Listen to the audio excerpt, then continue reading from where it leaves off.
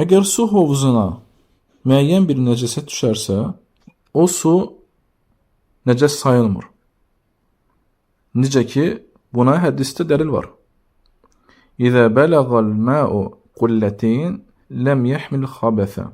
Əgər su qullətin miqdarında olarsa, xəbislik, yəni nəcasət onu üstələməz. Yəni bu göstərir ki,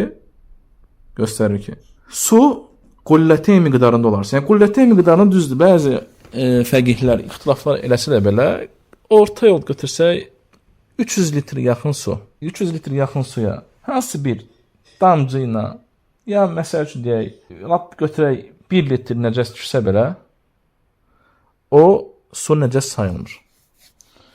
Və bəllidir ki, alimlər, fəqihlər, düz zəif hədis üzərində qursa da qayda qoyublar ki, əgər su dadını dəyişmirsə, rəngini dəyişmirsə və iyisini dəyişmirsə, o su öz təmizliyində qalır.